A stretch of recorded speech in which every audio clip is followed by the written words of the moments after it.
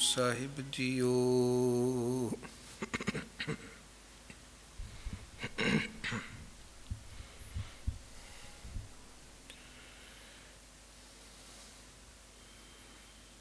ਬਲਿਹਾਰੀ ਗੁਰ ਆਪਣੇ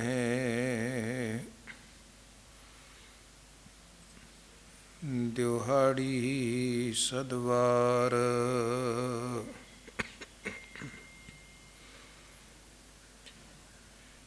ਜਿਨ ਮਾਨਸ ਤੇ ਦੇਵਤੇ ਕੀਏ,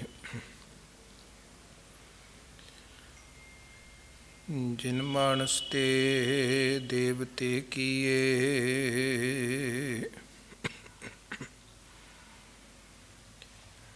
ਕਰਤ ਨ ਲਾਗੀ ਵਾਰ।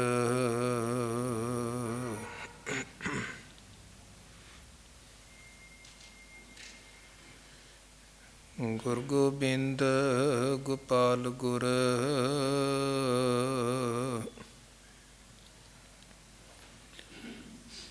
ਗੁਰ ਪੂਰਨ ਨਾਰਾਇਣ।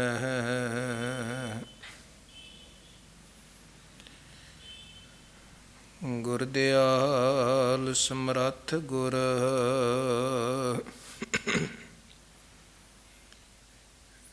ਗੁਰ ਦਿਆਲ ਸਮਰੱਥ ਗੁਰ।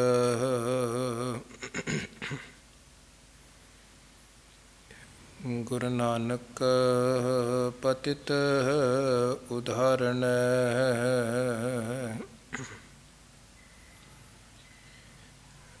ਗੁਰ ਦਿਆਲ ਸਮਰੱਥ ਗੁਰ।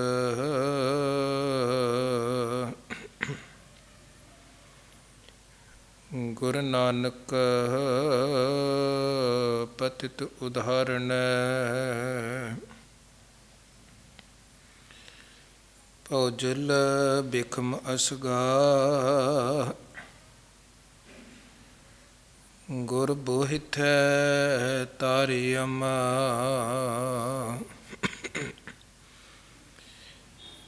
ਨਾਨਕ ਪੂਰ ਕਰਮ। ਸਤਿਗੁਰ ਚਰਨੀ ਲੱਗਿਆ, ਨਾਨਕ ਪੂਰ ਕਰਮ। ਸਤਿਗੁਰ ਚਰਨੀ ਲੱਗਿਆ, ਤੂੰ ਠਾਕੁਰ ਤੂੰ ਸਾਹਿਬੋ।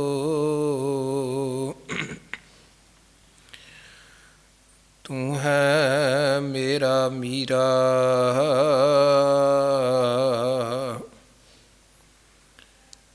ਤੁਧ ਭਾਵੈ ਤੇਰੀ ਬੰਦਗੀ।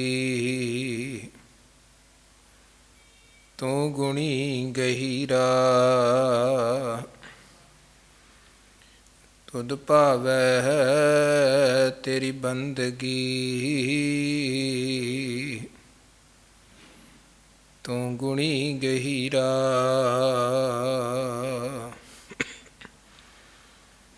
ਆਪੇ ਹਰ ਇੱਕ ਰੰਗ ਹੈ, ਆਪੇ ਬਹੁ ਰੰਗੀ। ਜੋ ਤਿਸ ਭਾਵੈ ਨਾਨਕਾ, ਸਾਈ ਗੱਲ ਚੰਗੀ। ਤੇਰੇ ਕਵਨ ਕਵਨ ਗੁਣ ਕਹਿ ਕਹਿ ਗਾਵਾਂ, ਤੂੰ ਸਾਹਿਬ ਗੁਣੀ ਨਿਧਾਨਾ। ਤੁਮਰੀ ਮਹਿਮਾ ਬਰਨ ਨ ਸਾਕੂੰ, ਤੂੰ ਠਾਕੁਰ ਊਚ ਭਗਵਾਨਾ। ਤੁਮਰੀ ਮਹਿਮਾ ਬਰਨ ਨ ਸਾਕੂੰ, ਤੂੰ ਠਾਕੁਰ ਊਚ ਭਗਵਾਨਾ।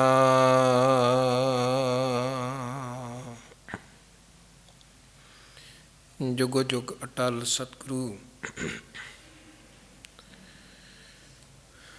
ਗੁਰਗੱਦੀ ਤੇ ਸੁਭਾਈਮਾਨ ਦਸਾਂ ਪਾਤਸ਼ਾਹੀਆਂ ਦੀ ਜੋਤ ਸਤਿਗੁਰੂ ਗਰੀਬ ਨਵਾਜ ਭਗਤ ਵਚਲ ਪਤਿਤ ਪਾਵਨ ਕਰੁਣਾ ਨਿਧਾਨ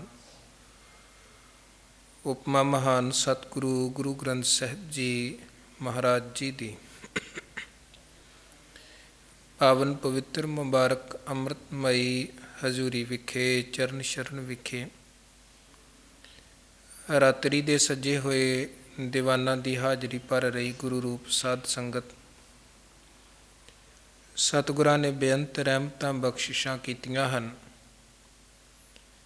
ਆਪਣੇ ਪਾਵਨ ਦਰਬਾਰ ਦੀ ਹਜ਼ੂਰੀ ਦੀ ਚਰਨ ਸ਼ਰਨ ਦੀ ਦਾਤ ਸਾਨੂੰ ਬਖਸ਼ਿਸ਼ ਕੀਤੀ ਹੈ ਔਰ ਗੁਰਸੰਗਤ ਦਾ ਆਨੰਦ ਮਾਣਦਿਆਂ ਹੋਇਆਂ ਗੁਰੂ ਘਰ ਦੇ ਸਨਮਾਨ ਸਤਿਕਾਰਯੋਗ ਕੀਰਤਨੀਆਂ ਪਾਸੋਂ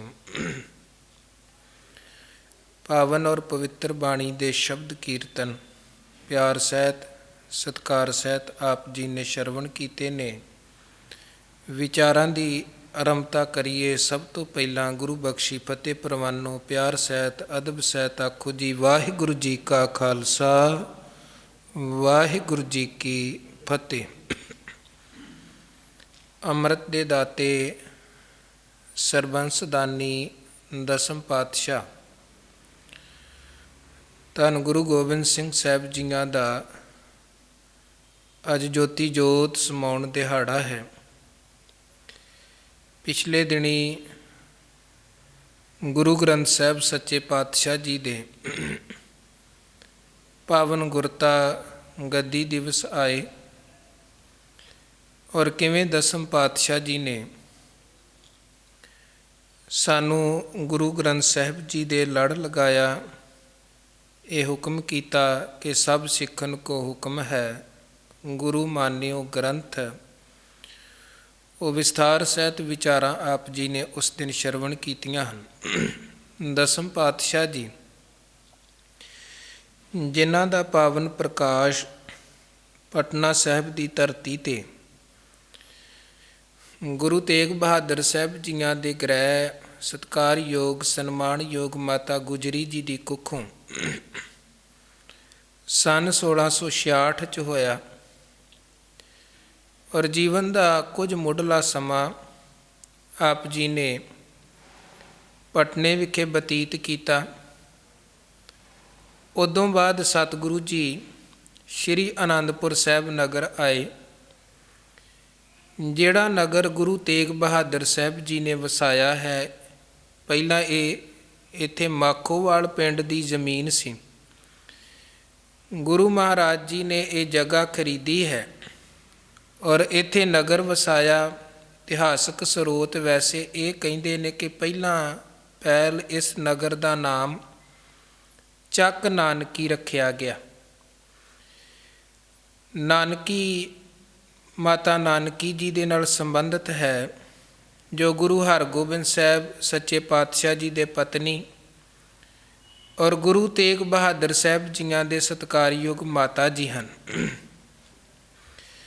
ਉਹਨਾਂ ਦੇ ਨਾਮ 'ਤੇ ਇਹ ਨਗਰ ਦਾ ਨਾਮ ਰੱਖਿਆ ਗਿਆ। ਉਦੋਂ ਬਾਅਦ ਇਹ ਨਗਰ ਦਾ ਨਾਮ ਫਿਰ ਅਨੰਦਪੁਰ ਸਾਹਿਬ ਇਹ ਪ੍ਰਚਲਿਤ ਹੋਇਆ ਅਤੇ ਅੱਜ ਅਸੀਂ ਇਸ ਨਗਰ ਨੂੰ ਸ਼੍ਰੀ ਅਨੰਦਪੁਰ ਸਾਹਿਬ ਦੇ ਨਾਮ ਦੇ ਨਾਲ ਹੀ ਜਾਣਦੇ ਹਾਂ। ਗੁਰੂ ਕਲਗੀਧਰ ਮਹਾਰਾਜ ਦਸਮ ਪਾਤਸ਼ਾਹ ਜੀ ਨੇ ਆਪਣੇ ਜੀਵਨ ਦਾ ਲੰਬਾ ਸਮਾਂ ਇਸ ਨਗਰ ਵਿਖੇ ਬਤੀਤ ਕੀਤਾ। ਧੰਨ ਗੁਰੂ ਤੇਗ ਬਹਾਦਰ ਸਾਹਿਬ ਜੀ ਦੇ ਦਰਬਾਰ ਜਦੋਂ ਕਸ਼ਮੀਰੀ ਪੰਡਤ ਆਏ ਅਨੰਦਪੁਰ ਸਾਹਿਬ ਵਿਖੇ, ਫਰਿਆਦ ਕੀਤੀ ਬਾਂਹ ਅਸਾਡੀ ਪਕੜੀ ਹੈ ਸ਼੍ਰੀ ਹਰਗੋਬਿੰਦ ਕੇ ਚੰਦ, ਔਰ ਗੁਰੂ ਤੇਗ ਬਹਾਦਰ ਸਾਹਿਬ ਜੀ ਨੇ ਦਰ ਆਇਆਂ ਦੀ ਬਾਂਹ ਫੜੀ, ਕਿਉਂਕਿ ਗੁਰੂ ਕਾ ਬਿਰਧ ਹੈ, ਜਿਹੜਾ ਸ਼ਰਨ 'ਚ ਆ ਗਿਆ ਉਹਦੀ ਬਾਂਹ ਫੜਨੀ ਹੈ। ਤੇਗ ਬਹਾਦਰ ਬੋਲਿਆ ਧਰ ਪਈ ਹੈ ਧਰਮ ਨਾ ਛੋਡੀ ਹੈ, ਬਾਂਹ ਜਿਨ੍ਹਾਂ ਦੀ ਪਕੜੀ ਹੈ ਸਿਰ ਦੀਜੈ ਬਾਂਹ ਨਾ ਛੋਟੀ ਹੈ। ਔਰ ਗੁਰੂ ਮਹਾਰਾਜ ਨੇ ਇਹਨਾਂ ਦੀ ਬਾਂਹ ਫੜੀ।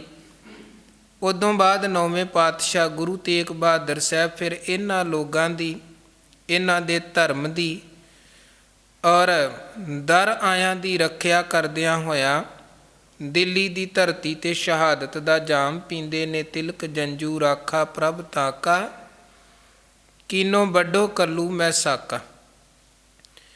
ਔਰ ਅੱਗੇ ਚੱਲ ਕੇ ਹਜੂਰ ਨੇ ਲਿਖਿਆ ਹੈ, ਠੀਕਰ ਫੋਰ ਦਲੀਸ ਸਿਰ ਪ੍ਰਭਪੁਰ ਕੀਆ ਪਿਆਨ, ਤੇਗ ਬਹਾਦਰ ਸੀ ਕਿਰਿਆ ਕਰੀ ਨਾ ਕਿਨਹੂ ਆਨ।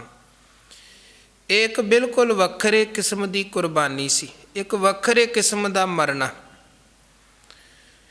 ਲੋਕ ਅਕਸਰ ਆਪਣਿਆਂ ਦੀ ਖਾਤਰ ਮਰਦੇ ਸਨ,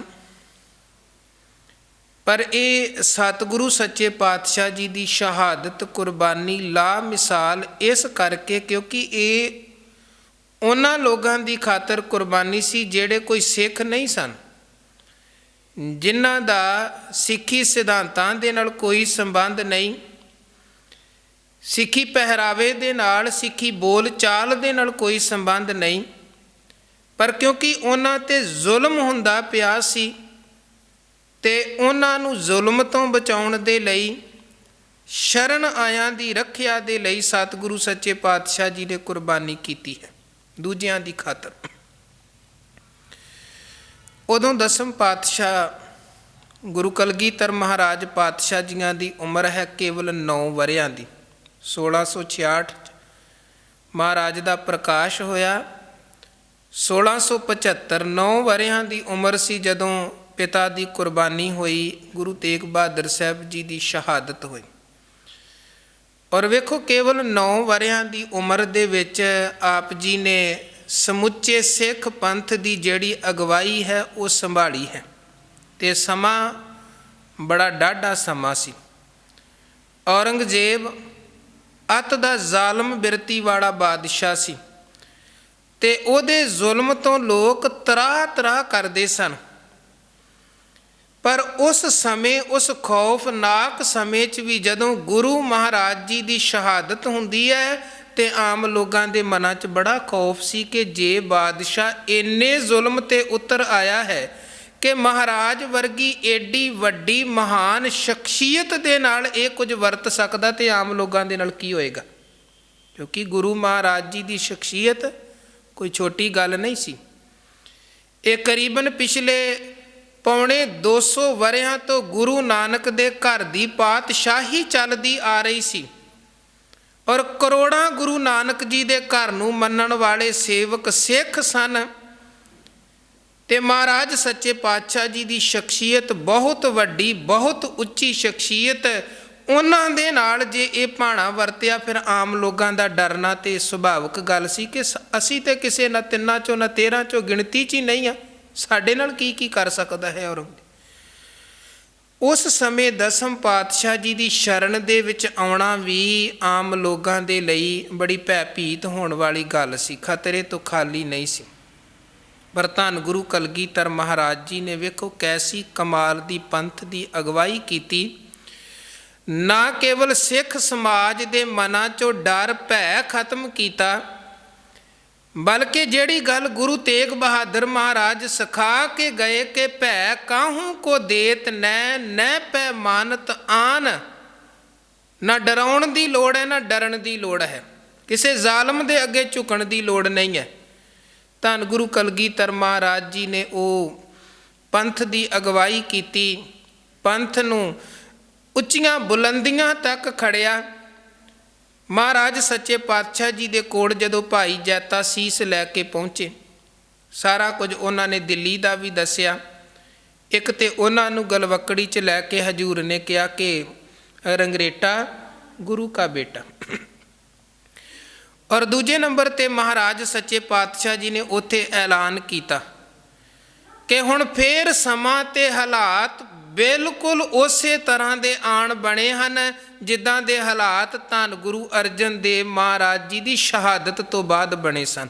ਉੱਥੇ ਵੇਖੋ ਗੁਰੂ ਅਰਜਨ ਸਾਹਿਬ ਦੀ ਸ਼ਹਾਦਤ ਤੋਂ ਬਾਅਦ ਜਦੋਂ ਗੁਰੂ ਹਰਗੋਬਿੰਦ ਸਾਹਿਬ ਨੇ ਗੁਰਗੱਦੀ ਸੰਭਾਲੀ ਹੈ, ਉਹਨਾਂ ਦੀ ਉਮਰ ਵੀ ਕੇਵਲ 11 ਵਰ੍ਹਿਆਂ ਦੀ ਸੀ। ਤੇ ਹੁਣ 11 ਵਰ੍ਹਿਆਂ ਦੀ ਉਮਰ ਕੀ ਹੁੰਦੀ ਹੈ, ਬੱਚੇ ਸਾਡੇ ਹੁੰਦੇ ਨੇ ਛੋਟੇ ਛੋਟੇ। ਤੇ ਗੁਰੂ ਕਲਗੀਧਰ ਮਹਾਰਾਜ ਜੀ ਦੀ ਉਮਰ ਹੈ 9 ਵਰ੍ਹਿਆਂ ਦੀ। ਉਦੋਂ ਗੁਰੂ ਹਰਗੋਬਿੰਦ ਸਾਹਿਬ ਜੀ ਨੇ ਅਗਵਾਈ ਕਰਕੇ ਪੰਥ ਦੇ ਅੰਦਰ ਨਵਾਂ ਜੋਸ਼ ਭਰਿਆ ਤੇ ਹੁਣ ਇਹਨਾਂ ਦੀ ਜ਼ਿੰਮੇਵਾਰੀ ਸੀ ਉਹ ਪੰਥ ਦੇ ਅੰਦਰ ਨਵਾਂ ਜੋਸ਼ ਭਰਨ ਦੀ। ਧੰਨ ਗੁਰੂ ਕਲਗੀਧਰ ਮਹਾਰਾਜ ਨੇ ਐਲਾਨ ਕੀਤਾ, ਐ ਮੇਰੇ ਸਿੱਖੋ, ਗੁਰੂ ਦਿਓ ਪਿਆਰਿਓ ਸ਼ਰਧਾਲੂਓ, ਮੈਂ ਤੁਹਾਡੇ 'ਚ ਨਵਾਂ ਈਮਾਨ ਪੈਦਾ ਕਰਾਂਗਾ।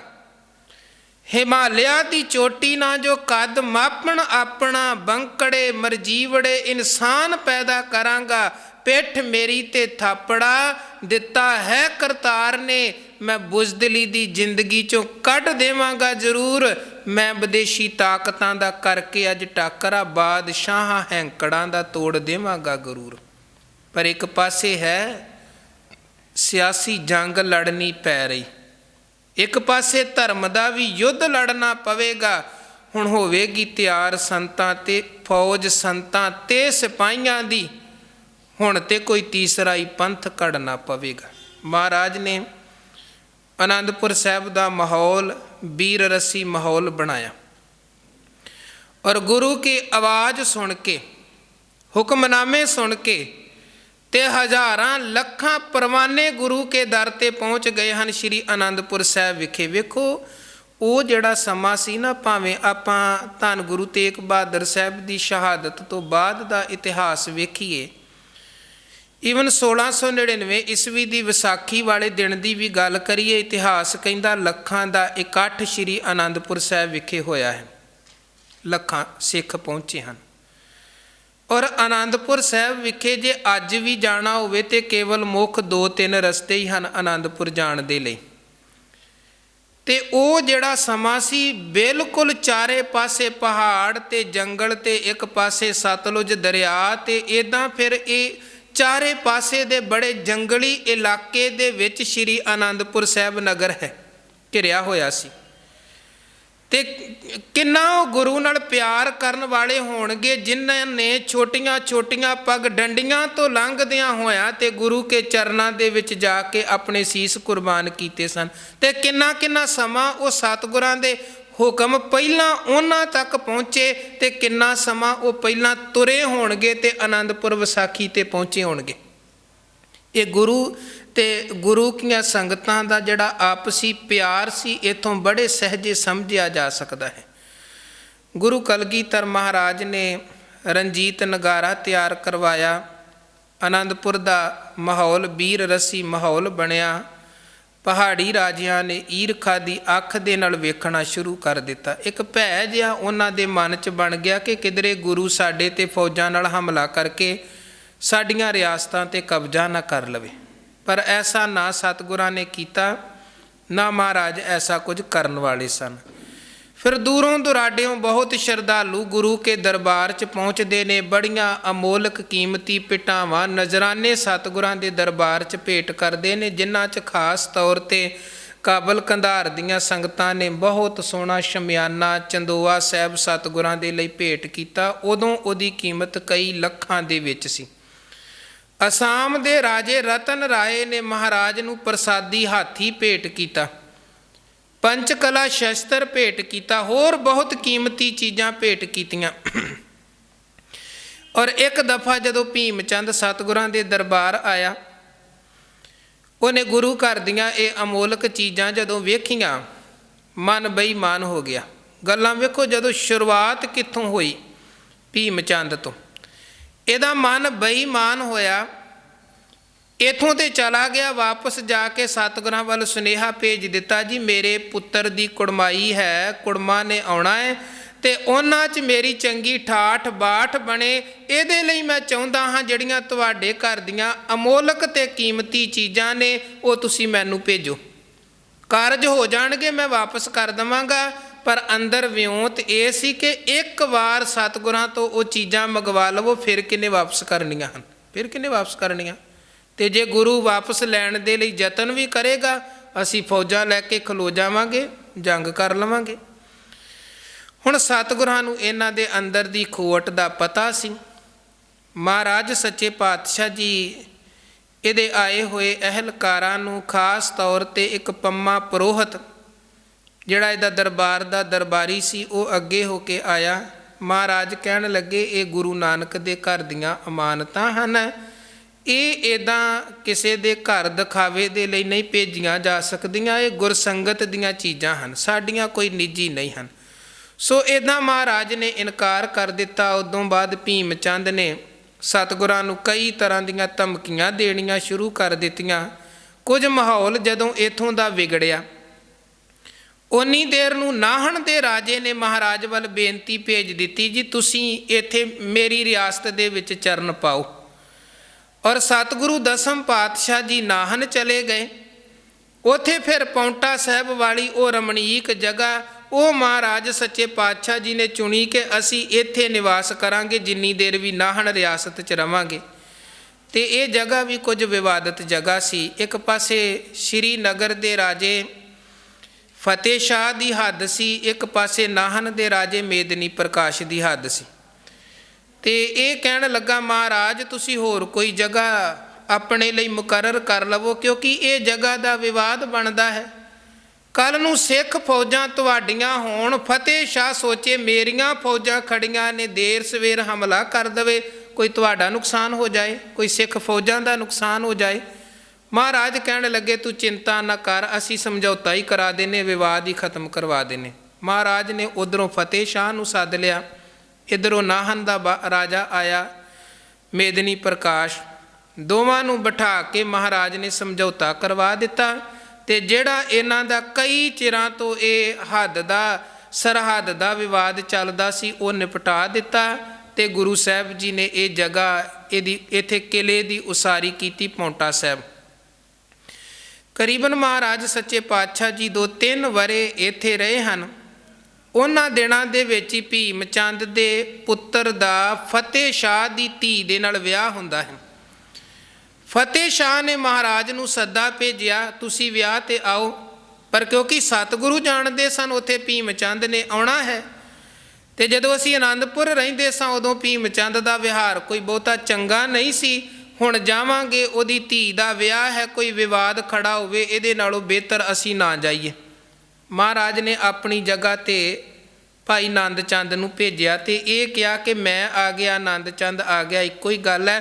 ਕਰੀਬਨ 1.25 ਲੱਖ ਰੁਪਈਏ ਦਾ ਸ਼ਗਨ ਮਹਾਰਾਜ ਨੇ ਫਤਿਹ ਸ਼ਾਹ ਦੀ ਧੀ ਦੇ ਲਈ ਭੇਜਿਆ।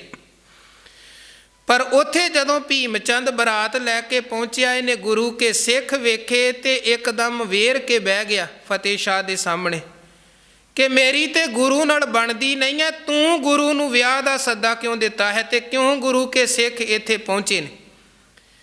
ਇਹ ਭੀਮ ਚੰਦ ਅੜੀ ਕਰਕੇ ਬਹਿ ਗਿਆ ਕਿ ਹੁਣ ਤੇਰੀ ਧੀ ਦਾ ਡੋਲਾ ਅਸੀਂ ਤਾਂ ਲੈ ਕੇ ਜਾਵਾਂਗੇ ਜੇ ਤੂੰ ਗੁਰੂ ਗੋਬਿੰਦ ਸਿੰਘ 'ਤੇ ਹਮਲਾ ਕਰੇ। ਸਿੱਖਾਂ ਨੂੰ ਪਤਾ ਲੱਗ ਗਿਆ, ਭਾਈ ਆਨੰਦ ਚੰਦ ਨੂੰ, ਉਹ ਤਾਂ ਉੱਥੋਂ ਨਿਕਲ ਆਏ। ਭਾਵੇਂ ਫੌਜਾਂ ਨੇ ਹਮਲਾ ਵੀ ਕੀਤਾ, ਰਸਤੇ 'ਚ ਕੁਝ ਮੁਕਾਬਲਾ ਵੀ ਹੋਇਆ, ਪਰ ਇਹ ਗੁਰੂ ਸਾਹਿਬ ਦੇ ਕੋਲ ਆ ਗਏ ਅਤੇ ਦੱਸਿਆ, ਮਹਾਰਾਜ ਉੱਧਰ ਗੱਲ ਵਿਗੜ ਰਹੀ ਹੈ, ਇੱਧਰ ਸਾਨੂੰ ਤਿਆਰੀ ਕਰਨੀ ਚਾਹੀਦੀ ਹੈ। ਮਹਾਰਾਜ ਸਿੱਖ ਫੌਜਾਂ ਲੈ ਕੇ ਭੰਗਾਣੀ ਦੇ ਮੈਦਾਨ ਦੇ ਵਿੱਚ ਚਲੇ ਗਏ ਕਿ ਜੇ ਉੱਧਰੋਂ ਪਹਾੜੀ ਫੌਜਾਂ ਆਉਣਗੀਆਂ ਅਸੀਂ ਮੁਕਾਬਲਾ ਕਰਾਂਗੇ।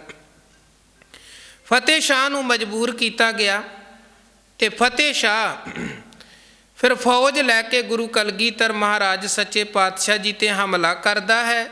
ਮਹਾਰਾਜ ਨੇ ਉਹ ਗੱਲਾਂ ਵੀ ਬਾਅਦ 'ਚ ਕਹੀਆਂ ਕਿ ਫਤਿਹ ਸ਼ਾਹ ਦੇ ਨਾਲ ਸਾਡਾ ਕੋਈ ਰੋਸ ਨਹੀਂ ਸੀ, ਪਰ ਭੀਮ ਚੰਦ ਨੇ ਉਹਨੂੰ ਮਜਬੂਰ ਕੀਤਾ ਅਤੇ ਉਹਨੇ ਹਮਲਾ ਕੀਤਾ। ਹੁਣ ਇਹ ਜੰਗ ਹੋਇਆ ਗੁਰੂ ਦਸਮ ਪਾਤਸ਼ਾਹ ਜੀ ਦੇ ਸਮੇਂ ਦਾ ਇਹ ਪਹਿਲਾ ਜੰਗ ਸੀ, ਪਰ ਗੁਰੂ ਕੀਆਂ ਫੌਜਾਂ ਦੇ ਵਿੱਚ ਬੜਾ ਉਤਸ਼ਾਹ। ਹਾਲਾਂਕਿ ਜੰਗ ਤੋਂ ਪਹਿਲਾਂ ਕੁਝ ਘਟਨਾਵਾਂ ਇੱਧਰ ਇੱਦਾਂ ਦੀਆਂ ਵੀ ਵਰਤੀਆਂ ਕਿ ਪੀਰ ਬੁੱਧੂ ਸ਼ਾਹ ਜੀ ਨੇ ਜਿਹੜੇ ਕਰੀਬਨ 500 ਪਠਾਨ ਸਤਿਗੁਰਾਂ ਦੇ ਕੋਲ ਭਰਤੀ ਕਰਵਾਏ ਸਨ, ਉਹਨਾਂ 'ਚੋਂ 400 ਪਠਾਨ ਦਗਾ ਦੇ ਕੇ ਇੱਧਰੋਂ ਉੱਧਰ ਪਹਾੜੀਆਂ ਵਾਲੇ ਪਾਸੇ ਜਾ ਰਲੇ ਸਨ, ਅਤੇ ਜਿਹੜੇ 100 ਬਚੇ ਮਹਾਰਾਜ ਨੇ ਉਹਨਾਂ ਨੂੰ ਵੀ ਕਹਿ ਦਿੱਤਾ ਤੁਸੀਂ ਆਪਣੇ ਘਰਾਂ ਨੂੰ ਜਾਓ, ਤੁਹਾਡੇ ਨਾਲ ਸਾਡੀ ਕੋਈ ਨਾਰਾਜ਼ਗੀ ਨਹੀਂ ਹੈ। ਜਿਹੜੇ ਉਹ ਗਏ ਨੇ ਉਹ ਆਪਣੀ ਕਰਨੀ ਦੀ ਭਰਨੀ ਆਪੇ ਭਰਨਗੇ। ਉੱਧਰੋਂ ਪੀਰ ਜੀ ਨੂੰ ਪਤਾ ਲੱਗਾ, ਉਹ ਆਪਣੇ 700 ਚੇਲਿਆਂ ਨੂੰ ਅਤੇ ਪੁੱਤਰਾਂ ਭਰਾਵਾਂ ਨੂੰ ਲੈ ਕੇ ਜੰਗ ਦੇ ਵਿੱਚ ਉਤਰ ਆਏ ਸਨ। ਇੱਕ ਪਾਸੇ ਪਹਾੜੀਏ, ਉਹਨਾਂ ਦੇ ਨਾਲ ਗੁਰੂ ਤੋਂ ਬੇਮੁਖ ਹੋ ਕੇ ਰਲੇ ਹੋਏ ਪਠਾਨ, ਇੱਕ ਪਾਸੇ ਗੁਰੂ ਕੀ ਫੌਜ ਨਾਲ ਪੀਰ ਜੀ ਦੇ ਮੁਰੀਦ, ਅਤੇ ਬੜਾ ਉਤਸ਼ਾਹ ਗੁਰੂ ਕੀਆਂ ਫੌਜਾਂ ਦੇ ਵਿੱਚ, ਬੜਾ ਉਤਸ਼ਾਹ। ਤੇ ਇਸ ਜੰਗ ਦੇ ਵਿੱਚ ਮਹੰਤ ਕਿਰਪਾਲ ਦਾਸ ਨੇ ਆਪਣੇ ਉਹ ਕੁੱਤਕੇ ਦੇ ਨਾਲ, ਡੰਡੇ ਦੇ ਨਾਲ ਪਠਾਣਾਂ ਦੇ ਮੁਖੀ ਹਯਾਤ ਖਾਂ ਦਾ ਸਿਰ ਫੇਹ ਕੇ ਰੱਖ ਦਿੱਤਾ ਸੀ, ਜਿਹੜਾ ਹਯਾਤ ਖਾਂ ਮੰਨਿਆ ਪਰਮੰਨਿਆ ਯੋਧਾ ਸੀ, ਤੇ ਮਹੰਤ ਕਿਰਪਾਲ ਦਾਸ ਨੂੰ ਤੇ ਲੜਨਾ ਵੀ ਨਹੀਂ ਸੀ ਆਉਂਦਾ। ਸਾਡਾ ਇਤਿਹਾਸ ਕਹਿੰਦਾ ਇਸ ਜੰਗ ਦੇ ਵਿੱਚ ਜਿਹੜੇ ਸਿੱਖ ਸ਼ਰਧਾਲੂ ਵੀ ਗੁਰੂ ਕੇ ਦਰਸ਼ਨ ਦੀਦਾਰ ਕਰਨ ਦੇ ਲਈ ਆਏ ਸਨ, ਉਹ ਵੀ ਮੈਦਾਨੇ ਜੰਗ ਦੇ ਵਿੱਚ ਚਲੇ ਗਏ ਕਿ ਅਸੀਂ ਵੀ ਲੜਾਂਗੇ। ਕੋਈ ਕਿਰਤੀ ਕਿਰਤ ਕਰਨ ਵਾਲਾ ਜ਼ਿਮੀਂਦਾਰ, ਕੋਈ ਹਲਵਾਈ, ਕੋਈ ਹੋਰ ਦੂਜਾ ਤੀਜਾ।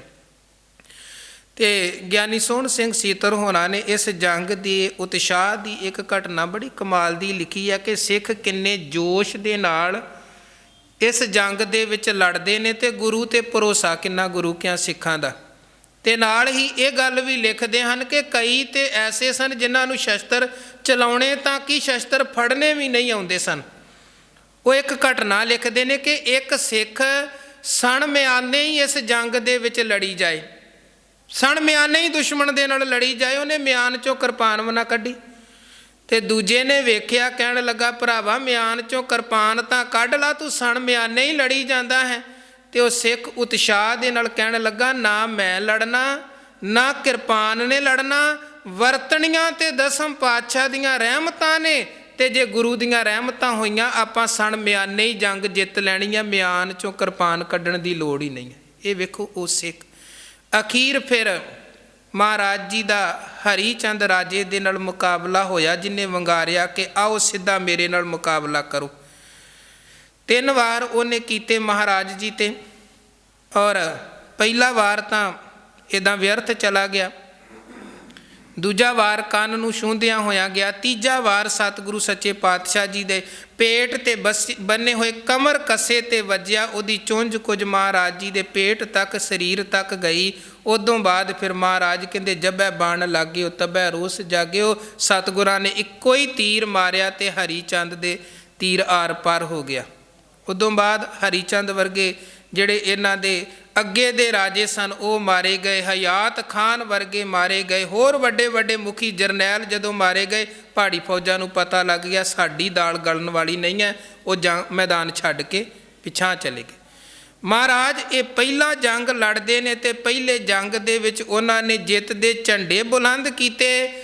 ਤੇ ਉੱਥੋਂ ਸਤਿਗੁਰੂ ਜਦੋਂ ਪੌਂਟਾ ਸਾਹਿਬ ਆਉਂਦੇ ਨੇ ਤੇ ਉੱਥੇ ਪਤਾ ਲੱਗਦਾ ਹੈ ਕਿ ਸਾਹਿਬ ਅਜੀਤ ਸਿੰਘ ਦਾ ਜਨਮ ਹੋਇਆ, ਤੁਹਾਡੇ ਘਰ ਪੁੱਤਰ ਦਾ ਪ੍ਰਕਾਸ਼ ਹੋਇਆ। ਮਹਾਰਾਜ ਨੇ ਫਿਰ ਬੱਚੇ ਦਾ ਨਾਮ ਅਜੀਤ ਸਿੰਘ ਰੱਖਿਆ ਸੀ। ਉਦੋਂ ਬਾਅਦ ਸਤਿਗੁਰੂ ਬਹੁਤੀ ਦੇਰ ਉੱਥੇ ਨਹੀਂ ਟਿਕੇ, ਵਾਪਸ ਆਨੰਦਪੁਰ ਸਾਹਿਬ ਵੱਲ ਨੂੰ ਚੱਲ ਪਏ ਹਨ। ਤੇ ਉੱਥੋਂ ਹੀ ਆਨੰਦਪੁਰ ਸਾਹਿਬ ਨੂੰ ਆਉਂਦਿਆਂ ਹੋਇਆਂ ਇਹ ਜੋ ਸਤਿਗੁਰੂ ਦਸਮ ਪਾਤਸ਼ਾਹ ਜੀ ਦਾ ਪਾਵਨ ਅਸਥਾਨ ਹੈ ਨਾਢਾ ਸਾਹਿਬ, ਇੱਥੇ ਮਹਾਰਾਜ ਜੀ ਨੇ ਚਰਨ ਪਾਏ ਸਨ। ਬੌਲੀ ਸਾਹਿਬ ਵਾਲੇ ਅਸਥਾਨ, ਨਾਭਾ ਸਾਹਿਬ ਵਾਲੇ ਅਸਥਾਨ, ਇਹਨਾਂ ਜਗ੍ਹਾ 'ਤੇ ਮਹਾਰਾਜ ਨੇ ਚਰਨ ਪਾਏ। ਇਦੋਂ ਬਾਅਦ ਫਿਰ ਸਤਿਗੁਰੂ ਜੀ ਆਨੰਦਪੁਰ ਸਾਹਿਬ ਵਾਪਸ ਜਾਂਦੇ ਹਨ। ਫਿਰ ਕਈ ਤਰ੍ਹਾਂ ਦੇ ਜੰਗ ਯੁੱਧ, ਕਈ ਤਰ੍ਹਾਂ ਦੇ ਮਾਹੌਲ ਦੇ ਵਿੱਚ ਉਤਰਾ ਚੜਾ ਇੱਥੇ ਆਉਂਦੇ ਰਹੇ। ਸੰਨ 1699 ਈਸਵੀ ਦੀ ਵਿਸਾਖੀ 'ਤੇ ਆਨੰਦਪੁਰ ਸਾਹਿਬ ਵਿਖੇ ਸਤਿਗੁਰੂ ਸੱਚੇ ਪਾਤਸ਼ਾਹ ਜੀ ਨੇ ਖੰਡੇ ਦੀ ਧਾਰ ਦੇ ਵਿੱਚੋਂ ਖਾਲਸੇ ਪੰਥ ਨੂੰ ਪ੍ਰਗਟ ਕੀਤਾ ਹੈ। ਅੰਮ੍ਰਿਤ ਦੀ ਦਾਤ ਬਖਸ਼ ਕੇ ਸਾਬਤ ਸੂਰਤ ਸਿੰਘ ਸਰੂਪ ਦੀ ਦਾਤ ਬਖਸ਼ਿਸ਼ ਕੀਤੀ। ਖਾਲਸਾ ਸਾਜਿਆ ਤੇ ਮਾਣ ਬੜਾ ਦਿੱਤਾ ਕਿ ਖਾਲਸਾ ਮੇਰੋ ਰੂਪ ਹੈ ਖਾਸ, ਖਾਲਸੇ ਮੈਂ ਹੂੰ ਕਰੋ ਨਿਵਾਸ। ਖਾਲਸਾ ਮੇਰੋ ਸੱਜਣ ਸੂਰਾ, ਖਾਲਸਾ ਮੇਰੋ ਸਤਿਗੁਰ ਪੂਰਾ, ਖਾਲਸਾ ਮੇਰੋ ਇਸ਼ਟ ਸੁਹਿਰਦ, ਖਾਲਸਾ ਮੇਰੋ ਕਹੀਅਤ ਬਿਰਦ। ਹੁਣ ਇੱਥੇ ਜਦੋਂ ਮਹਾਰਾਜ ਜੀ ਨੇ ਖਾਲਸੇ ਦੀ ਸਿਰਜਣਾ ਕੀਤੀ ਉਦੋਂ ਮਾਹੌਲ ਕੁਝ ਸ਼ਾਂਤਮਈ ਮਾਹੌਲ ਸੀ। ਤੇ ਜੋ ਇਤਿਹਾਸਕ ਸਰੋਤ ਕਹਿੰਦੇ ਹਨ ਕਿ ਜਦੋਂ ਮਹਾਰਾਜ ਜੀ ਨੇ ਅੰਮ੍ਰਿਤ ਦੀ ਦਾਤ ਬਖਸ਼ ਦਿੱਤੀ, ਸਾਰੇ ਪਾਸੇ ਖਬਰਾਂ ਫੈਲ ਗਈਆਂ ਕਿ ਕਿਆ ਗਜਬ ਦਾ ਆਬੇ ਹਯਾਤ ਗੁਰੂ ਨੇ ਬਖਸ਼ਿਆ ਹੈ। ਜਿਨੇ ਧਾਰਨ ਕੀਤਾ ਹੈ ਉਹ ਗਿੱਦੜ ਬਿਰਤੀ ਤੋਂ ਸ਼ੇਰ ਬਿਰਤੀ ਦਾ ਬਣ ਗਿਆ ਹੈ। 1.25 ਲੱਖ ਦਾ ਮੁਕਾਬਲਾ ਕਰਨ ਵਾਲਾ ਉਹ ਯੋਧਾ ਬਣ ਗਿਆ ਹੈ। ਕਿਆ ਗਜਬ ਦੀ ਅੰਮ੍ਰਿਤ ਦੀ ਸ਼ਕਤੀ ਹੈ, ਤਾਕਤ ਹੈ। ਤੇ ਪਹਾੜੀਆਂ ਨੇ ਫਿਰ ਮਹਾਰਾਜ ਵੱਲ ਸੁਨੇਹਾ ਭੇਜਿਆ, ਜੀ ਅਸੀਂ ਵੀ ਅੰਮ੍ਰਿਤ ਛਕ ਕੇ ਤੁਹਾਡੇ ਸਿੰਘ ਸੱਜਣ ਦੇ ਲਈ ਤਿਆਰ ਹਾਂ। ਮਹਾਰਾਜ ਕਹਿਣ ਲੱਗੇ ਆਓ ਜੀ ਆਇਆਂ ਨੂੰ, ਗੁਰੂ ਨਾਨਕ ਦਾ ਦਰਬਾਰ ਤੇ ਹਮੇਸ਼ਾ ਦਿਨ ਰਾਤ ਸਭ ਦੇ ਲਈ ਖੁੱਲ੍ਹਾ ਹੈ। ਆਵੋ ਲਵੋ ਅੰਮ੍ਰਿਤ ਦੀ ਦਾਤ। ਇਹ ਕਹਿਣ ਲੱਗੇ ਜੀ ਅੰਮ੍ਰਿਤ ਦੀ ਦਾਤ ਤੇ ਅਸੀਂ ਲਵਾਂਗੇ, ਪਰ ਸਾਡੀ ਇੱਕ ਬੇਨਤੀ ਆ ਜਾਂ ਇੱਕ ਸ਼ਰਤ ਹੈ। ਕਿਉਂਕਿ ਸਾਨੂੰ ਪਤਾ ਲੱਗਿਆ ਹੈ, ਅਸੀਂ ਇਹ ਜਾਣਕਾਰੀ ਹਾਸਲ ਕੀਤੀ ਹੈ ਕਿ ਤੁਸੀਂ ਉਹ ਪਾਹੁਲ ਅੰਮ੍ਰਿਤ ਤਿਆਰ ਕਿਵੇਂ ਕਰਦੇ ਹੋ, ਉਦੋਂ ਬਾਅਦ ਅੰਮ੍ਰਿਤ ਛਕਾਇਆ ਕਿਵੇਂ ਜਾਂਦਾ ਹੈ। ਇਹ ਸਾਨੂੰ ਪਤਾ ਲੱਗਿਆ ਹੈ ਕਿ ਇੱਕੋ ਬਾਟੇ ਦੇ ਵਿੱਚੋਂ ਤੁਸੀਂ ਸਾਰੇ ਹੀ ਪ੍ਰਾਣੀਆਂ ਨੂੰ ਅੰਮ੍ਰਿਤ ਛਕਾਉਂਦੇ ਹੋ। ਜਿੰਨੇ ਪ੍ਰਾਣੀ ਅੰਮ੍ਰਿਤ ਅਭਲਾਖੀ ਹੋਣ, ਭਾਵੇਂ ਕੋਈ ਉੱਚੀ ਜਾਤ ਦਾ, ਭਾਵੇਂ ਨੀਵੀਂ ਦਾ, ਅਮੀਰ ਗਰੀਬ, ਕੋਈ ਵੱਖਰਾ ਵੱਖਰਾ ਬਾਟਾ ਨਹੀਂ। ਪਰ ਅਸੀਂ ਤਾਂ ਹਾਂ ਜੀ ਉੱਚੇ ਰਾਜਪੂਤ ਰਾਜੇ, ਹਿੰਦੂ ਰਾਜੇ। ਜੇ ਸਾਡੇ ਲਈ ਅੰਮ੍ਰਿਤ ਦਾ ਬਾਟਾ ਤੁਸੀਂ ਵੱਖਰਾ ਤਿਆਰ ਕਰ ਦੇਵੋ ਤੇ ਅਸੀਂ ਜਦੋਂ ਕਹੋ ਉਦੋਂ ਹੀ ਤੁਹਾਡੇ ਕੋਲ ਅੰਮ੍ਰਿਤ ਛਕਣ ਦੇ ਲਈ ਪਹੁੰਚ ਜਾਵਾਂਗੇ। ਇਹ ਇਹਨਾਂ ਨੇ ਮਹਾਰਾਜ ਦੇ ਸਾਹਮਣੇ ਸ਼ਰਤ ਰੱਖੀ। ਤੇ ਗੁਰੂ ਕਲਗੀਧਰ ਮਹਾਰਾਜ ਕਹਿਣ ਲੱਗੇ, ਅਸੀਂ ਅੰਮ੍ਰਿਤ ਦੀ ਦਾਤ ਮਨੁੱਖਤਾ ਨੂੰ ਇੱਕ ਕਰਨ ਦੇ ਲਈ ਤਿਆਰ ਕੀਤੀ ਹੈ, ਤੇ ਜਿਹੜੀ ਅੰਮ੍ਰਿਤ ਦੀ ਦਾਤ ਮਨੁੱਖਤਾ ਨੂੰ ਇੱਕ ਕਰਨ ਦੇ ਲਈ ਤਿਆਰ ਕੀਤੀ ਗਈ ਹੈ, ਤੁਸੀਂ ਉਸੇ ਅੰਮ੍ਰਿਤ ਦੇ ਬਾਟੇ ਦੇ ਵਿੱਚ ਵੰਡੀ ਪਾਉਣਾ ਚਾਹੁੰਦੇ ਹੋ। ਤੁਹਾਡੀ ਇਹ ਸ਼ਰਤ ਹਰਗਿਜ਼ ਪ੍ਰਮਾਣ ਨਹੀਂ ਕੀਤੀ ਜਾ ਸਕਦੀ, ਕਿਉਂਕਿ ਗੁਰੂ ਕਾ ਇਹ ਬਚਨ ਹੈ, ਜਿਨ ਕੀ ਜ਼ਾਤ ਔਰ ਕੁਲ ਮਾਹੀ। ਕਿਉਂਕਿ ਉੱਚਾ ਨੀਵਾਂ ਕੋਈ ਉਹਨਾਂ ਦੀ ਨਜ਼ਰ ਦੇ ਵਿੱਚ ਹੋ ਸਕਦਾ ਹੈ, ਸਾਡੇ ਗੁਰੂ ਦੀ ਨਜ਼ਰ ਦੇ ਵਿੱਚ ਤੇ ਸਾਰੇ ਬਰਾਬਰ ਹਨ। ਸਾਡੇ ਗੁਰੂ ਦੀ ਨਜ਼ਰ 'ਚ ਕੋਈ ਉੱਚਾ ਨਹੀਂ ਹੈ, ਕੋਈ ਨੀਵਾਂ ਨਹੀਂ ਹੈ। ਉੱਤੇ ਏਕ ਨੂਰ ਤੇ ਸਭ ਜਗ ਉਪਜਿਆ ਹੈ। ਉੱਤੇ ਕਹਿੰਦੇ ਮਾਨਸ ਕੀ ਜਾਤ ਸਭੈ ਇੱਕ ਹੈ ਪਹਿਚਾਨਬੋ। ਇੱਕ ਹੈ, ਸਭ ਮੈਂ ਜੋਤ ਜੋਤ ਹੈ ਸੋਏ। ਹਜੂਰ ਕਹਿਣ ਲੱਗੇ, ਤੁਸੀਂ ਜਿਨ੍ਹਾਂ ਨੂੰ ਨੀਵਾਂ ਕਹਿੰਦੇ ਹੋ, ਅਸੀਂ ਨਹੀਂ ਮੰਨਦੇ ਹਾਂ ਉਹ ਨੀਵੇਂ ਨੇ। ਤੇ ਜਿਨ੍ਹਾਂ ਨੂੰ ਹਾਂ ਤੁਸੀਂ ਹੰਕਾਰ ਕਰਕੇ ਲਤਾੜ ਕੇ ਨੀਵੇਂ ਸਾਬਤ ਕੀਤਾ ਹੋਇਆ ਹੈ, ਹੁਣ ਸਮੇਂ ਦੀ ਮੰਗ ਹੈ, ਅਸੀਂ ਉਹਨਾਂ ਨੂੰ ਵੀ ਉੱਚੀਆਂ ਉਚਾਈਆਂ ਤੇ ਖੜਾਂਗੇ। ਜਿਨ ਕੀ ਜ਼ਾਤ ਔਰ ਕੁਲ ਮਾਹੀ, ਸਰਦਾਰੀ ਨਾ ਭਈ ਕਦਾਹੀ। इन्हीं को सरदार बनाऊं, इन्हीं से राजे उपजाऊं, राज करण की रीत सिखाऊं, 1.25 लाख से एक लड़ाऊं, तब गोबिंद सिंह नाम कहाऊं। उत्थे महाराज ने कहा, इन गरीब सिखन को देऊं पातशाही, जे याद रखे हमरी गुरियाई। पहाड़ियां ने बड़ियां धमकियां दित्तियां, जे साडी शर्त ना मन्नी असी तुहानू आनंदपुर नहीं रहन देवांगे, असी तुहानू खत्म कर देवांगे, तुहाडे पंथ नू खत्म कर देवांगे, तुहाडे परिवार नू खत्म कर देवांगे, घर घाट उजाड़ के रख देवांगे।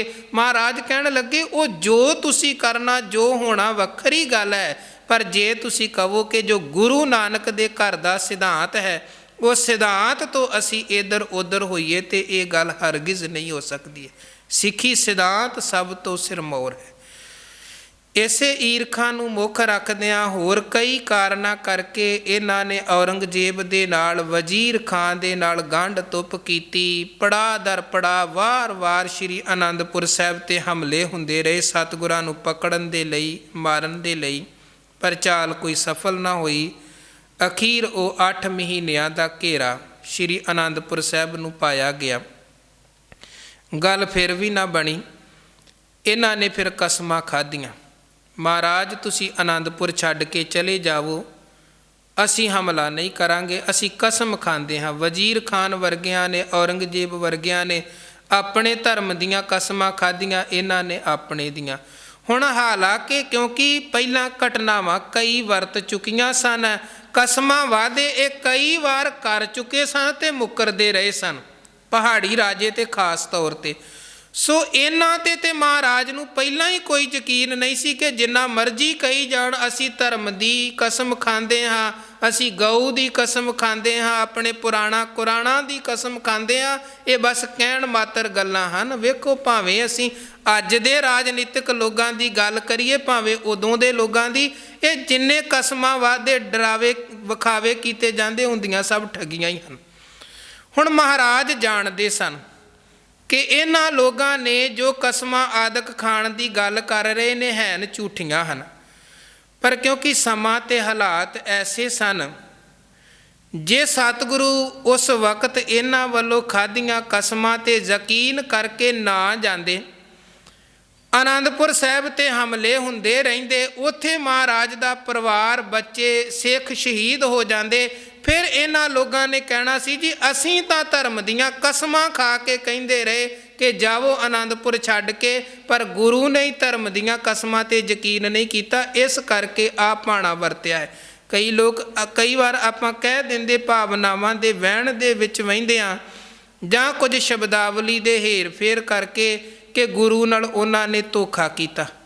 ਅਸਲ 'ਚ ਵੇਖੋ, ਗੁਰੂ ਨਾਲ ਕੋਈ ਧੋਖਾ ਨਹੀਂ ਕਰ ਸਕਦਾ ਹੈ। ਜਦੋਂ ਆਪਾਂ ਗੁਰੂ ਗ੍ਰੰਥ ਸਾਹਿਬ ਦੀ ਬਾਣੀ ਪੜ੍ਹੀਏ ਨਾ, ਤੇ ਕੁਝ ਪ੍ਰਮਾਣ ਸਾਨੂੰ ਮਿਲਦੇ। ਇੱਕ ਤੇ ਆਪਾਂ ਜਪਜੀ ਸਾਹਿਬ 'ਚ ਹੀ ਪੜ੍ਹਦੇ ਹਾਂ ਕਿ ਜਿਹੜੇ ਪ੍ਰਮਾਤਮਾ ਦੇ ਨਾਲ ਜੁੜ ਗਏ, ਉਹ ਤਾਂ ਸਮਝੋ ਹਰ ਕੇ ਸੇਵਕ ਜੋ ਹਰ ਭਾਏ ਤਿਨ ਕੀ ਕਥਾ ਨਿਰਾਰੀ ਰੇ। ਉਹ ਤੇ ਰੱਬ ਦੇ ਸੇਵਕ ਤੇ ਰੱਬ ਵਰਗੇ ਹੀ ਹੋ ਗਏ, ਅਮਰ ਪਦਵੀ। ਨਾ ਉਹ ਮਰੈ ਨਾ ਠਾਗੇ ਜਾਹੇ, ਜਿਨ ਕੈ ਰਾਮ ਵਸੈ ਮਨ ਮਾਹੇ। ਉਹਨਾਂ ਦੇ ਨਾਲ ਕੋਈ ਠੱਗੀ ਨਹੀਂ ਵੱਜ ਸਕਦੀ ਹੈ। ਇੱਕ ਬਚਨ ਆਪਾਂ ਹੋਰ ਪੜ੍ਹਦੇ ਹਾਂ, ਹਰ ਬਿਸਰਤ ਸਦਾ ਖੁਆਰੀ, ਤਾਂ ਕੋ ਧੋਖਾ ਕਹਾਂ ਵਿਆਪੈ ਜਾਂ ਕੋ ਓਟ ਤੁਹਾਰੇ। ਸੋ ਇਹ ਨਹੀਂ ਹੈ ਕਿ ਗੁਰੂ ਨਾਲ ਕੋਈ ਧੋਖਾ ਹੋਇਆ। ਮਹਾਰਾਜ ਤੇ ਉਹਨਾਂ ਦੀ ਨੀਅਤ ਨੂੰ ਪਹਿਲਾਂ ਹੀ ਜਾਣਦੇ ਸਨ ਕਿ ਇਹਨਾਂ ਨੇ ਇਹ ਕੁਝ ਕਰਨਾ ਹੈ, ਪਰ ਜਿਹੜੀ ਉਹਨਾਂ ਦੀ ਨੀਅਤ ਦੇ ਅੰਦਰ ਜਿਹੜਾ ਧੋਖਾ ਲੁਕਿਆ ਹੋਇਆ ਸੀ, ਮਹਾਰਾਜ ਨੇ ਉਸ ਧੋਖੇ ਵਾਲੀ ਬਿਰਤੀ ਨੂੰ ਜਗ ਜ਼ਾਹਰ ਕਰ ਦਿੱਤਾ। ਸੰਸਾਰ ਦੇ ਸਾਹਮਣੇ ਉਹਨਾਂ ਦੇ ਅੰਦਰ ਦੇ ਧੋਖੇ ਨੂੰ ਗੁਰੂ ਨੇ ਪ੍ਰਗਟ ਕੀਤਾ ਹੈ। ਆਨੰਦਪੁਰ ਸਤਿਗੁਰਾਂ ਨੇ ਛੱਡਿਆ, ਇਹਨਾਂ ਦਾ ਧੋਖਾ ਪ੍ਰਗਟ ਹੋ ਗਿਆ ਕਿ ਜੋ ਕਹਿੰਦੇ ਸਨ ਸਭ ਝੂਠ ਸੀ। ਹਮਲੇ ਹੋਏ, ਸਰਸਾ ਦਾ ਜੰਗ, ਉਦੋਂ ਬਾਅਦ ਫਿਰ ਅੱਗੇ ਮਹਾਰਾਜ ਚਮਕੌਰ ਪਹੁੰਚੇ, ਵੱਡੇ ਸਾਹਿਬਜ਼ਾਦਿਆਂ ਦੀ ਸ਼ਹਾਦਤ। ਇੱਧਰ ਗੰਗੂ ਵਰਗਿਆਂ ਨੇ ਬੇਈਮਾਨੀਆਂ ਕੀਤੀਆਂ, ਛੋਟੇ ਸਾਹਿਬਜ਼ਾਦਿਆਂ ਦੀ ਸ਼ਹਾਦਤ ਹੋ ਗਈ ਸਰਹੰਦ ਦੀ ਧਰਤੀ 'ਤੇ, ਔਰ ਮਾਂ ਗੁਜਰੀ ਨੇ ਵੀ ਸ਼ਹਾਦਤ ਦਾ ਜਾਮ ਪੀਤਾ। ਪਰ ਧੰਨ ਜਿਗਰਾ ਗੁਰੂ ਕਲਗੀਧਰ, ਜਿਹੜੇ ਫਿਰ ਵੀ ਕਹਿੰਦੇ ਹਨ ਜਿਸ ਕੀ ਬਸਤ ਤਿਸ ਆਗਿਆ ਰਾਖੈ, ਪ੍ਰਭ ਕੀ ਆਗਿਆ ਮਾਨੈ ਮਤਿ। ਉਦੋਂ ਬਾਅਦ ਫਿਰ ਇਹਨਾਂ ਲੋਕਾਂ ਨੇ ਈਰਖਾ ਫਿਰ ਵੀ ਨਹੀਂ ਛੱਡੀ, ਮਹਾਰਾਜ ਦਾ ਪਿੱਛਾ ਫਿਰ ਵੀ ਕਰਨ ਦੀ ਕੋਸ਼ਿਸ਼ ਕੀਤੀ, ਔਰ ਮੁਕਤਸਰ ਦੀ ਧਰਤੀ 'ਤੇ ਦੁਬਾਰਾ ਜੰਗ ਹੋਈ। ਇਹਨਾਂ ਨੂੰ ਫਿਰ ਹਾਰ ਦਾ ਮੂੰਹ ਵੇਖਣਾ ਪਿਆ। ਮਹਾਰਾਜ ਦਮਦਮਾ ਸਾਹਿਬ ਪਹੁੰਚਦੇ ਹਨ, ਭਾਈ ਡੱਲੇ ਦੇ ਕੋਲ, ਜਿੱਥੇ ਗੁਰੂ ਕੇ ਮਹਿਲ ਪਹੁੰਚੇ। ਸਾਹਿਬਜ਼ਾਦੇ ਨਹੀਂ ਸਨ, ਕਿਉਂਕਿ ਉਹ ਸਰਸਾ ਦੇ ਉਸ ਭਿਆਨਕ ਸਮੇਂ ਦੇ ਵਿੱਚ ਮਾਤਾਵਾਂ ਅਲੱਗ ਹੋ ਗਈਆਂ ਸਨ। ਹੁਣ ਜਦੋਂ ਹਜ਼ੂਰ ਜੀ ਦੇ ਦਰਬਾਰ 'ਚ ਪਹੁੰਚੇ ਤੇ ਮਾਂ ਅੰਦਰ ਇੱਕ ਤਾਂਘ ਸੀ ਕਿ ਮੇਰੇ ਪੁੱਤ ਉੱਥੇ ਮੌਜੂਦ ਹੋਣਗੇ, ਪਰ ਬੱਚਿਆਂ 'ਚੋਂ ਕੋਈ ਵੀ ਨਾ ਸਿੱਖ ਬੈਠੇ ਦਿਸ ਰਹੇ ਹਨ। ਪੁੱਛ ਲਿਆ ਮੇਰੇ ਬੱਚੇ ਕਿੱਥੇ? ਮਹਾਰਾਜ ਕਹਿਣ ਲੱਗੇ ਇਹ ਵੀ ਤੇ ਸਾਰੇ ਤੁਹਾਡੇ ਹੀ ਬੱਚੇ ਹਨ। ਇਨ ਪੁੱਤਰਨ ਕੇ ਸੀਸ ਪਰ ਵਾਰ ਦੀਏ ਸੁਤ ਚਾਰ, ਚਾਰ ਮੂਏ ਤੋਂ ਕਿਆ ਹੁਆ ਜੀਵਤ ਕਈ ਹਜ਼ਾਰ। ਕੀ ਹੋਇਆ ਜੇ ਉਹ ਚਾਰ ਸ਼ਹੀਦ ਹੋ ਗਏ ਹਨ? ਜਿਵੇਂ ਮਹਾਰਾਜ ਨੇ ਜ਼ਫਰਨਾਮੇ 'ਚ ਵੀ ਔਰੰਗਜ਼ੇਬ ਨੂੰ ਲਿਖਿਆ ਸੀ, ਕੀ ਹੋਇਆ ਤੂੰ ਮੇਰੇ ਚਾਰ ਪੁੱਤ ਖਤਮ ਕਰ ਦਿੱਤੇ, ਕੀ ਸੋਚਦਾ ਹੈ ਤੂੰ ਗੁਰੂ ਗੋਬਿੰਦ ਸਿੰਘ ਦੇ ਪੁੱਤ ਖਤਮ ਕਰ ਦੇਵੇਂਗਾ? ਮੇਰਾ 6ਵਾਂ ਪੁੱਤ ਖਾਲਸਾ ਜਿਉਂਦਾ ਹੈ। ਤੇਰੇ ਵਰਗੇ ਜ਼ਾਲਮ ਲੋਕ ਭਾਵੇਂ ਰਹਿੰਦੀ ਦੁਨੀਆ ਤੱਕ ਜ਼ੁਲਮ ਵਰਤਾਉਂਦੇ ਰਹਿਣ, ਪਰ ਚੇਤੇ ਰੱਖੀ ਤੂੰ ਗੁਰੂ ਗੋਬਿੰਦ ਸਿੰਘ ਦੇ ਪੁੱਤ ਖਤਮ ਨਹੀਂ ਕਰ ਸਕਦਾ। ਮਹਾਰਾਜ ਕਹਿਣ ਲੱਗੇ ਇਹ ਮੇਰਾ ਪੁੱਤ ਹੀ ਹੈ।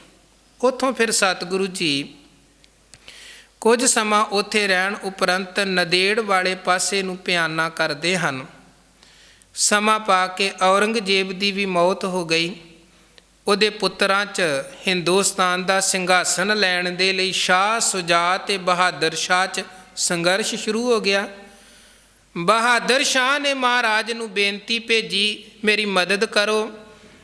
ਮਹਾਰਾਜ ਕਹਿਣ ਲੱਗੇ ਜੇ ਜ਼ੁਲਮ ਕਰਨ ਵਾਲੇ ਜ਼ਾਲਮਾਂ ਨੂੰ ਸਜ਼ਾ ਦੇਵੇਂਗਾ, ਇਨਸਾਫ ਆਪਣੇ ਰਾਜ ਦੇ ਵਿੱਚ ਕਰੇਗਾ, ਤੇ ਫਿਰ ਤੇਰੀ ਅਸੀਂ ਮਦਦ ਕਰਾਂਗੇ। ਇਹਨੇ ਕਿਹਾ ਜੀ ਠੀਕ ਹੈ। ਮਹਾਰਾਜ ਨੇ ਸਿੱਖ ਫੌਜਾਂ ਭੇਜੀਆਂ, ਇਹ ਬਾਦਸ਼ਾਹ ਬਣ ਗਿਆ। ਉਦੋਂ ਬਾਅਦ ਮਹਾਰਾਜ ਦੇ ਨਾਲ ਮੁਲਾਕਾਤਾਂ ਤੇ ਸਤਿਗੁਰੂ ਦੱਖਣ ਵੱਲ ਗਏ ਤੇ ਨਾਲ ਨਾਲ ਗਿਆ, ਪਰ ਜਦੋਂ ਮਹਾਰਾਜ ਨੇ ਇਹਦੇ ਵੱਲੋਂ ਕੀਤੇ ਵਾਅਦੇ ਇਹਨੂੰ ਵਾਰ-ਵਾਰ ਚੇਤੇ ਕਰਾਏ ਕਿ ਹੁਣ ਦਵੋ ਵਜ਼ੀਰ ਖਾਨ ਨੂੰ ਸਜ਼ਾ, ਹੋਰ ਜਿੰਨੇ ਉਹ ਜ਼ੁਲਮ ਕਰਨ ਵਾਲੇ ਸਨ ਸਾਰਿਆਂ ਨੂੰ ਸਜ਼ਾਵਾਂ ਦਵੋ। ਇਹਨੇ ਗੱਲਾਂ ਟਾਲਣੀਆਂ ਸ਼ੁਰੂ ਕਰ ਦਿੱਤੀਆਂ ਤੇ ਅਖੀਰ ਫਿਰ ਮਹਾਰਾਜ ਨੰਦੇੜ ਵਿਖੇ ਜਦੋਂ ਪਹੁੰਚੇ, ਉਹਨਾਂ ਨੂੰ ਪਤਾ ਲੱਗ ਗਿਆ ਕਿ ਬਹਾਦਰ ਸ਼ਾਹ ਕੁਝ ਕਰਨ ਵਾਲਾ ਨਹੀਂ ਹੈ, ਜੋ ਕਰਨਾ ਸਾਨੂੰ ਆਪ ਹੀ ਕਰਨਾ ਪਵੇਗਾ। ਮਹਾਰਾਜ ਨੇ ਉੱਥੇ ਫਿਰ ਬੰਦੇ ਨੂੰ ਬਹਾਦਰ ਬਣਾ ਕੇ ਭੇਜਿਆ ਕਿ ਜਾਓ ਇਹ ਜ਼ੁਲਮ ਰਾਜ ਦੀ ਨੀਂਹ ਪੁੱਟੋ, ਜ਼ੁਲਮ ਕਰਨ ਵਾਲੇ ਵਜ਼ੀਰ ਖਾਨ ਦੀ ਨੀਂਹ ਪੁੱਟੋ, ਸਰਹੰਦ ਦੀ ਇੱਟ ਦੇ ਨਾਲ ਇੱਟ ਖੜਕਾਵੋ। ਤੇ ਮਹਾਰਾਜ ਜੀ ਦੇ ਹੁਕਮ ਤੇ ਬੰਦਾ ਬਹਾਦਰ ਆਇਆ ਤੇ ਜ਼ੁਲਮ ਕਰਨ ਵਾਲੇ ਕੱਲੇ ਕੱਲੇ ਨੂੰ ਉਹਨਾਂ ਨੇ ਸਜ਼ਾ ਦਿੱਤੀ। ਉਧਰ ਦਸਮ ਪਾਤਸ਼ਾਹ ਗੁਰੂ ਕਲਗੀਧਰ ਮਹਾਰਾਜ ਤੇ ਗੁਲ ਖਾਂ ਪਠਾਨ ਔਰ ਜਮਸ਼ੇਦ ਖਾਂ ਪਠਾਨ ਇਹਨਾਂ ਨੇ ਹਮਲਾ ਕੀਤਾ। ਪੇਟ 'ਚ ਜ਼ਖਮ ਹੋ ਗਿਆ। ਉਦੋਂ ਬਾਅਦ ਇਲਾਜ ਵੀ ਹੋਇਆ। ਕੁਝ ਸਮੇਂ ਬਾਅਦ ਸਤਿਗੁਰੂ ਜੀ ਫਿਰ ਇੱਕ ਦਿਨ ਜਦੋਂ ਤੀਰ ਚਲਾਉਣ ਲੱਗੇ ਹਨ, ਉਹ ਕੱਚੇ ਜ਼ਖਮ ਫਟ ਗਏ। ਇਲਾਜ ਭਾਵੇਂ ਫੇਰ ਸ਼ੁਰੂ ਹੋ ਗਿਆ, ਪਰ ਮਹਾਰਾਜ ਕਹਿਣ ਲੱਗੇ ਹੁਣ ਸਾਡਾ ਪਿਆਨੇ ਦਾ ਸਮਾਂ ਆਣ ਬਣਿਆ ਹੈ। ਉੱਥੇ ਫਿਰ ਮਹਾਰਾਜ ਸੱਚੇ ਪਾਤਸ਼ਾਹ ਜੀ ਨੇ ਪੰਥ ਨੂੰ ਗੁਰੂ ਗ੍ਰੰਥ ਦੇ ਲੜ ਲਗਾਉਂਦਿਆਂ ਹੋਇਆਂ ਕਿਹਾ, ਸਭ ਸਿੱਖਨ ਕੋ ਹੁਕਮ ਹੈ ਗੁਰੂ ਮਾਨਿਓ ਗ੍ਰੰਥ। ਗੁਰੂ ਗ੍ਰੰਥ ਜੀ ਮਾਨਿਓ ਪ੍ਰਗਟ ਗੁਰਾਂ ਕੀ ਦੇ, ਜੋ ਪ੍ਰਭ ਕੋ ਮਿਲਬੋ ਚਹੈ ਖੋਜ ਸ਼ਬਦ। ਮਮ ਆਗਿਆ ਸਭ ਹੀ ਸੁਣੋ, ਸਤ ਬਚਨ ਨਿਰਧਾਰ। ਗ੍ਰੰਥ ਗੁਰੂ ਸਮ ਮਾਨਿਓ, ਭੇਦ ਨ ਕਉ ਵਿਚਾਰ। ਆਤਮਾ ਗ੍ਰੰਥ 'ਚ, ਸਰੀਰ ਪੰਥ 'ਚ, ਇਹ ਬਚਨ ਕਹਿੰਦਿਆਂ ਹੋਇਆਂ ਤੇ ਅੱਜ ਦੇ ਦਿਨ ਸੰਨ 1708 'ਚ ਜੋਤੀ ਜੋਤ ਰਲੀ, ਸੰਪੂਰਨ ਥੀਆ ਰਾਮ। ਮਹਾਰਾਜ ਸੱਚੇ ਪਾਤਸ਼ਾਹ ਜੀ ਨੇ ਸਰੀਰ ਰੂਪੀ ਝੋਲਾ ਛੱਡਿਆ ਹੈ। ਸੋ ਸਤਿਗੁਰੂ ਸੱਚੇ ਪਾਤਸ਼ਾਹ ਜੀ ਮਿਹਰ ਕਰਨ। ਧੰਨ ਗੁਰੂ ਕਲਗੀਧਰ ਮਹਾਰਾਜ ਜੀ ਦਾ ਜੀਵਨ ਜੋ ਰਹਿੰਦੀ ਦੁਨੀਆ ਤੱਕ ਸਾਡੇ ਲਈ ਪ੍ਰੇਰਣਾ ਸਰੋਤ ਰਹੇਗਾ। ਉਹਨਾਂ ਦੇ ਜੀਵਨ ਤੋਂ ਅਸੀਂ ਜਿਉਣਾ ਸਿੱਖੀਏ ਤੇ ਜਿਹੜੀਆਂ ਦਾਤਾਂ ਉਹਨਾਂ ਨੇ ਸਾਨੂੰ ਬਖਸ਼ੀਆਂ ਨੇ, ਅੰਮ੍ਰਿਤ ਦੀ ਦਾਤ, ਰਹਿਣੀ ਦੀ ਦਾਤ, ਕਹਿਣੀ ਦੀ ਦਾਤ, ਕਕਾਰਾਂ ਦੀ ਦਾਤ, ਸਿੱਖੀ ਸਿਧਾਂਤਾਂ ਦੀ ਦਾਤ, ਔਰ ਖਾਸ ਤੌਰ 'ਤੇ ਜੋ ਉਹਨਾਂ ਨੇ ਕਿਹਾ ਕਿ ਗੁਰੂ ਕੇ ਸਿੱਖ ਨੇ ਕੇਵਲ ਗੁਰੂ ਗ੍ਰੰਥ ਸਾਹਿਬ ਜੀ ਦੇ ਅੱਗੇ ਨਿਵਣਾ ਹੈ, ਉਹ ਗੁਰੂ ਸਾਹਿਬ ਜੀ ਦੇ ਪਾਵਨ ਪਵਿੱਤਰ ਬਚਨਾਂ ਨੂੰ ਹਮੇਸ਼ਾ ਜੀਵਨ ਦਾ ਆਧਾਰ ਬਣਾ ਕੇ ਰੱਖੀਏ। ਗੁਰੂ ਦੀਆਂ ਖੁਸ਼ੀਆਂ ਮਿਲਣ, ਜੀਵਨ ਸਫਲ ਹੋਵੇ, ਇਹ ਲੋਕ ਸੁਖੀਏ ਪਰਲੋਕ ਸੁਹੇਲੇ। ਨਾਨਕ ਹਰ ਪ੍ਰਭ ਆਪੇ ਮੇਲੇ। ਇੰਨੀਆਂ ਬੇਨਤੀਆਂ ਪ੍ਰਵਾਨ ਕਰਨੀਆਂ, ਭੁੱਲਾਂ ਚੁੱਕਾਂ ਦੀ ਖਿਮਾ ਕਰਨੀ। ਫਤਿਹ ਦੀ ਸਾਂਝ ਪਾਓ ਜੀ। ਵਾਹਿਗੁਰੂ ਜੀ ਕਾ ਖਾਲਸਾ, ਵਾਹਿਗੁਰੂ ਜੀ ਕੀ ਫਤਿਹ।